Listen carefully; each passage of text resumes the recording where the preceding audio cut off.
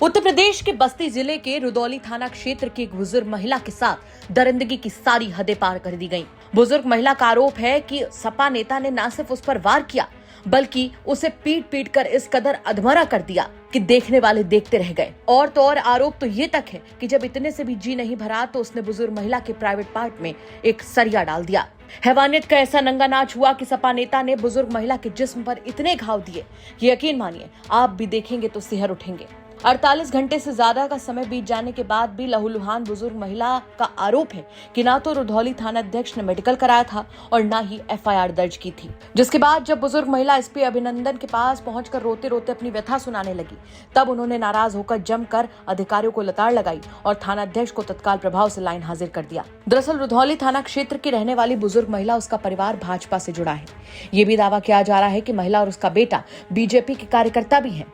वहीं उसकी निर्ममता से पिटाई करने वाला नेता समाजवादी पार्टी से जुड़ा है और स्थानीय सपा के विधायक राजेंद्र चौधरी का करीबी बताया जाता है, जिसके चलते आरोप है कि पुलिस कार्रवाई से कतरा रही थी। मामला कहासुनी से शुरू हुआ, जिसमें आरोपी फूलचंद यादव और उसके साथियों ने मामूली से विवाद को लेकर नीलम नाम की एक बुजुर्ग महिला से जमकर अभद्रता की। पहले लाठी डंडे से उसकी बुरी तरह से पिटाई की और उसके बाद महिला की जान लेने की भी कोशिश की गई।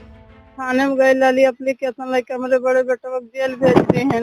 खाली हमारा एप्लीकेशन लेके गए, एक पिया हुआ है हम बहादुर मारत रहे तो उन्हें भेज दिए, जेल चली गए ना। यही बता रहे हैं कि वो दारू पी के आया बहादुर तो हमको गाली दे रहा था और इसके बहादुर यादव न हाँ, घर के बगल में रहता है।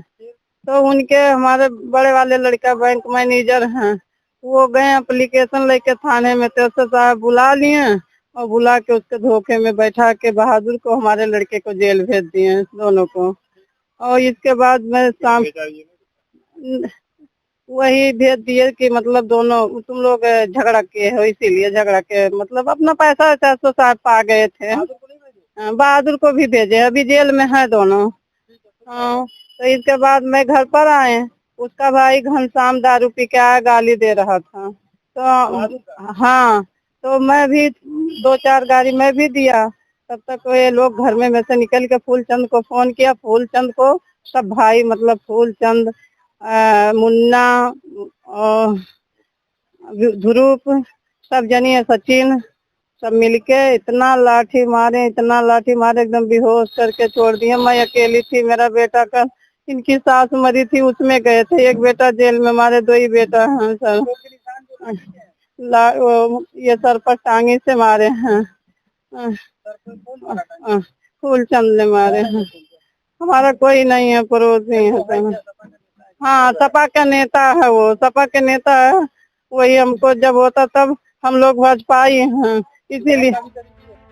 घटना के वक्त महिला के घर में कोई दूसरा मौजूद नहीं था, जिसकी वजह से खून से लथपथ पीड़ित महिला काफी देर तक जमीन पर ही दर्द से तड़पती रही। इसके बाद जब उसका बेटा संजय घर पहुंचा तो उसके होश उड़ गए। आनन फानन में उसने अपनी घायल मां को इलाज के लिए अस्पताल में भर्ती कराया, लेकिन पुलिस केस न होने की वजह से डॉक्टर ने थाने में रिपोर्ट करने की सलाह दी। वहीं पीड़ित महिला नीलम जब थाने गई तो बताया जा रहा है कि प्रभारी ने उनकी सुनवाई ही नहीं की और फटकार कर वापस भेज दिया। ये सपा के कुछ नेता लोग बनते हैं, ये विधायक राजेंद्र प्रसाद के बहुत करीबी हैं। फूलचंद यादव, मुन्ना, ध्रुव और सुमित, सचिन, घनश्याम यादव, सब वजह सर कुछ नहीं थी। वजह एक रंजिश थी। घनश्याम यादव आए, पी के गाली वाली देने लगे, मम्मी भी 2-4 गाली दी। उसके बाद वो लोग लाठी डंडा निकाल के लाए, मारने लगे और माता जी हमारी अकेली थी और दुर्व्यवहार भी किया गया और साहब के थाने पे वो सब छीन लिए, मंगलसूत्र और झाला वाला सब छीन लिए सर। ये अकेली थी। मेरा बड़ा भाई 151 में कल जेल भेज दिए थे, हम नहीं थे। हमारी सास एक्सपायर हो गई थी 4 तारीख को। हम कार्यक्रम में शाम को गए थे 8:30 बजे और कोई नहीं था, मतलब मम्मी अकेली थी। मम्मी के साथ हुआ, हम 8:30 बजे करीबन वहाँ गए तो हमारे पास वीडियो भी है, पुलिस से हम बताए भी थे, सूचना भी दिए थे कि हम यहाँ आए और वहाँ हमारे माता जी को मारा पीटा जा रहा है। और मौके पे हम पहुंचे थाने पे मेडिकल नहीं कराया गया था, हम खुद लेके गए सरकारी अस्पताल पे मेडिकल कराए अपना। उसके बाद बस्ती हम खुद लेके गए, कोई सिपाही भी नहीं भेजा गया है। उसके बाद यहाँ यस सर, हम लोग बीजेपी के कार्यकर्ता हैं। 48 घंटे से ज्यादा समय बीत जाने पर भी कोई कानूनी कार्रवाई न होता देख महिला भाजपा कार्यकर्ता अपने पार्टी के जिला पंचायत अध्यक्ष संजय चौधरी से मिली और अपने साथ हुई हैवानियत के बारे में बताया, जिसके बाद उन्होंने मोर्चा संभाला और एसपी अभिनंदन से मिलकर पूरी घटना से अवगत कराया। जी, हमने कप्तान से मुलाकात की। वो नीलम महिला हमारे पास आई हुई थी और उन्होंने अपना चोट हमको दिखलाया, चोट है आगे, और मैं उसको तुरंत ले करके पुलिस अधीक्षक श्री अभिनंदन जी के पास गया और पुलिस अधीक्षक जी भी उस चोट को देखे, उसके चोट को देखे और बहुत वो नाराज हुए, बहुत ही नाराज हुए। बहुत थाना अध्यक्ष को उन्होंने डांटा, बहुत ही डांटा, यहाँ तक कि एसपी साहब ने कहा कि मैं तुम्हारे खिलाफ कार्रवाई करूंगा और कार्रवाई हो सकता है कर भी दें। उन्होंने आश्वासन दिया, उन्होंने कहा कि ये कतई बर्दाश्त नहीं है इस तरीके की, और तुमने घटना हो गई, तुमने एफआईआर क्यों नहीं लॉन्च किया। बहुत ही डांटा थाना अध्यक्ष को और कहा मैं तुमको जो है लाइन हाजिर कर दूंगा, ये वर्ड बोला उन्होंने। वहीं इस पूरे मामले पर पुलिस का क्या कुछ कहना, चले वो भी सुनवा देते हैं आपको। जैसे ही घटना हमारे द्वारा संज्ञानित ली गई है, तुरंत ही हमने एफआईआर लिखने के आदेश दे दिए गए हैं। उचित धाराओं में एफआईआर पंजीकृत कर ली गई है और जो अभियुक्त हैं उनके खिलाफ विधिक कार्रवाई करी जा रही है। पीड़िता का आरोप तक मेडिकल उसका नहीं कराया, तो क्या मेडिकल उसका कराया गया? जी, एफआईआर लिखने के बाद पहली प्रक्रिया उसका मेडिकल कराने की हुई है, उसका मेडिकल चल रहा है। अभियुक्त की क्या कोई गिरफ्तारी हुई है? जिन धाराओं में गिरफ्तारी का प्रावधान होगा उसमें त्वरित से गिरफ्तारी करके कार्रवाई करी जाएगी। पीड़िता के बयान के आधार पर आगे और भी अगर जो अज्ञात हैं उनको प्रकाश में लाके हम विधिक कार्रवाई कर रहे हैं। फिलहाल अब देखना होगा कि महिला के साथ हुई इस बर्बरता के बाद आगे इस कहानी में और क्या कुछ निकलकर सामने आता है। क्या कहेंगे आप इस खबर पर कमेंट करके जरूर बताएं। बस्ती से संतोष सिंह की रिपोर्ट, यूपी तक।